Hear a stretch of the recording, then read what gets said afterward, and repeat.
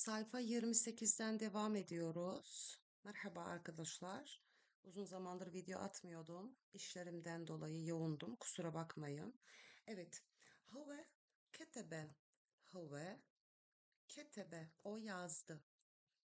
Zaten fiilleri madi olarak nasıl öğreniyoruz? Huve zamirine uyarlı şekilde öğreniyoruz. Peki o geri döndü demek için ne yapacağız? Huve ade. Huve ade. O geri döndü. Bunu da biraz büyütelim.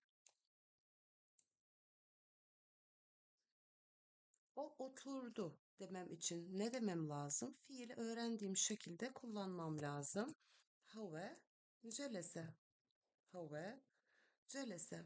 O oturdu. O sildi demem için ne demem gerekiyor? Yine huve masaha. Huve masaha. O ezberledi diyeceğim. Huve hafiza. Hafiza. Huve hafiza. O ezberledi. O güldü. Huve dahike. Dahike. Huve dahike. O güldü. O gitti. Huve zehebe.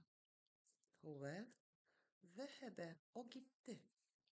Bunları doğru şekilde çekimlemek ve öğrenmemiz lazım. Bu çok önemli dili konuşabilmek adına. Biraz büyük yapmışım. Huve zehebe.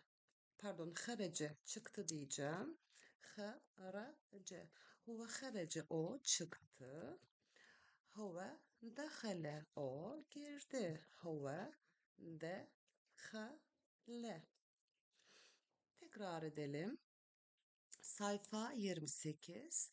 Huve ketebe, o yazdı. Huve ade, o geri döndü.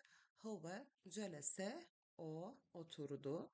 Huve mesaha, o sildi. Huve hafiza, o ezberledi. Huve dahike, o güldü. Huve zehebe, o gitti. Huve harace, o çıktı. Huve dehale, o girdi.